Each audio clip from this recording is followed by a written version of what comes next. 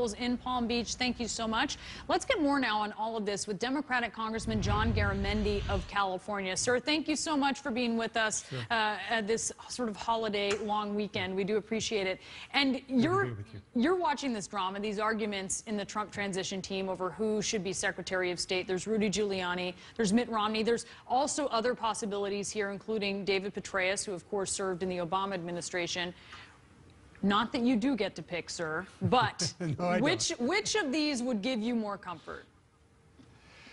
Oh, that's a tough question because I don't know all of the details that are going to have to be asked by the U.S. Senate as these people go through confirmation. That will be a very interesting and a very, very penetrating series of questions will be asked of each of these. Giuliani, what did he do overseas? Who were his clients overseas? How much money did he receive from them?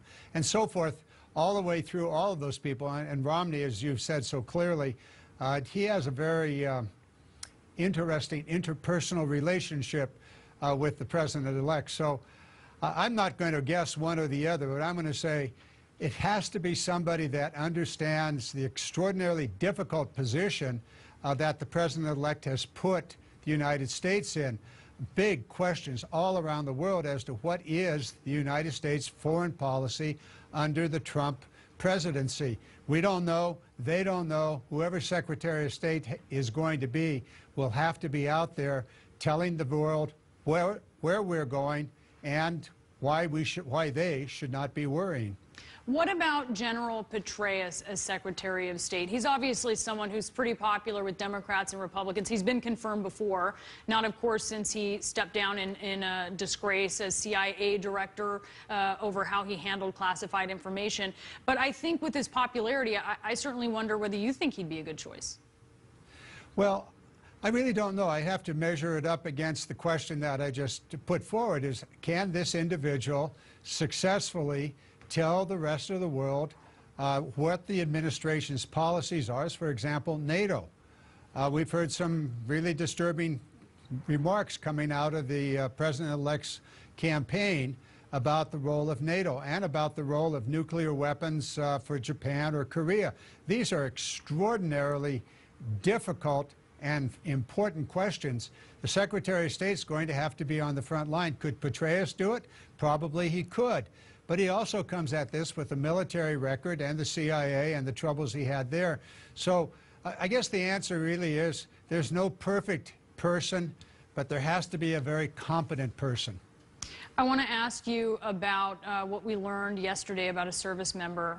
We learned that this happened yesterday. Today we learned this. A service member killed in northern Syria from wounds sustained from an IED explosion. We now know his identity, Senior Chief Petty Officer Scott Cooper Dayton, and of course our sympathies are certainly with his family at this time. But as you see this, the first service member to be killed inside of Syria, not in the theater, we've seen several killed in Iraq. Yeah. It's very clear that this assistance role comes with a lot of danger. So how do you see this changing or sort of changing perception of what people think about the mission of special forces inside Syria and nearby? Well, first of all, I share your condolences to the family. It's got to be an extraordinarily difficult Thanksgiving Day for them. But we do thank the family and certainly our service members around the world for their service, and they are in extraordinarily dangerous places. Certainly Iraq and all that's going on in Mosul and in that surrounding area, and we've got thousands of troops that are either on the front lines or in harm's way. Syria is a very dangerous place, no doubt about it, and we have perhaps 300, maybe more, special operations forces in that area, and they are definitely in danger zones. And we should expect to see more casualties, and that's the nature of this conflict. But once again, here we are in a major foreign policy question that the new president's going to have to address. So what will be the role of the United States in Syria? Will we go all in with even more troops, or will we not? What is Turkey's role going to be as they have been pushing hard against the United States to address the issues of the coup attempt? These are really, really important questions. Well, and the administration has to get its act together quickly. Certainly they are important questions. What do you want? You're on the Armed Services Committee. Yep. What do you want to see done? Well, I'd like to stay the course. I think we're seeing a successful course laid out by the Obama administration. Do you mean current troop levels, or do you mean stay the course on the mission and you might want to see more troops? I don't think we're going to need more troops. What we need to do is to finish what we're beginning successfully moving forward in Iraq. The Iraqi army seems to be back together again. We seem to be able to provide the necessary aerial reconnaissance support necessary and the advisors on the ground. Syria is going to be a very difficult situation. I don't think it's any place for a large number of American ground troops. We have to work with the countries in the area, certainly Turkey. We know the Turkey-Kurdish situation is complex, to say nothing of the Syria-Russia situation. And that's going to take a very adroit administration to work their way through those complexities. I'm sure you've seen this Washington Post report that Donald Trump has received only 2 intelligence briefings since he won the election. And he's been turning away these briefings. We know that his vice president-elect has not been doing this. You get briefings as a member of Congress, so I want to understand this about how important these briefings are, how this shapes your opinion. The briefings are extraordinarily important, particularly for somebody like President-elect Trump that doesn't have the foreign policy or the military experience and has certainly not been watching it closely, at least from all that we learned from him as he went through the campaign. He really needs to come up to speed on this. Ultimately, these critical decisions are only his. They can't be made by the Secretary of State or the Defense Department Secretary. He's got to make those decisions, and he really must engage himself in those briefings because they are critical information. Now, perhaps his concern is that loose lips, and he could be divulging highly sensitive material, so perhaps that's why he is avoiding that. But no, he's got to engage.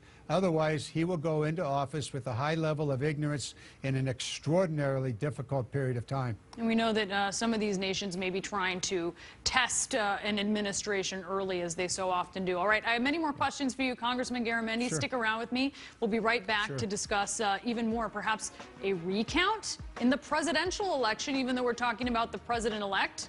We'll talk about that. T. McFarland to be his Deputy National Security Advisor. He's also appointed the General Counsel for his campaign, Don McGahn, to be White House Counsel. And we're back now with Democratic Congressman John Garamendi of California. And I have something completely different that I want to ask you about, Sure. something that I find pretty fascinating, which is Green Party candidate Jill Stein filing for a recount today in Wisconsin. And she and people supporting this are also hoping to do the same thing in Pennsylvania. This comes, just to let our viewers know, after some computer scientists came forward. They suggested an independent investigation into whether perhaps election results were hacked in some counties in those states that used electronic ballots. I also should add, there are a lot of experts who say there's really not anything to this.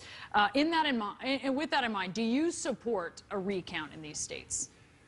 Well, your vote, my vote, is the most precious thing we have in the democracy, and it's really imperative that you and I and every other American have confidence in the electoral system.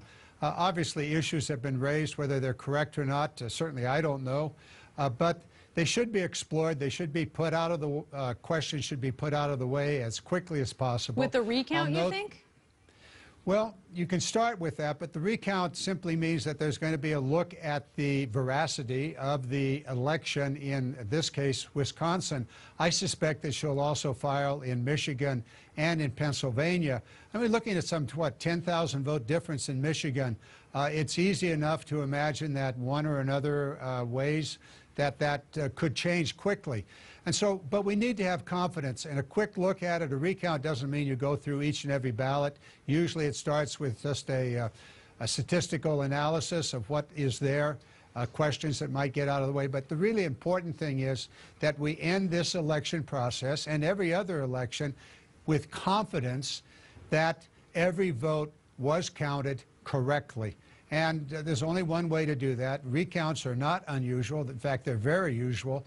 In a presidential race, as close as this one is, I think it's appropriate to at least look and see if there's any fire behind what some people say is some smoke. I want to ask you about what Democrats are planning for the years ahead. In 2012, after Mitt Romney lost, the RNC did an autopsy to figure out how they lost, what they could have done better going forward. Do you think Democrats need to do something similar?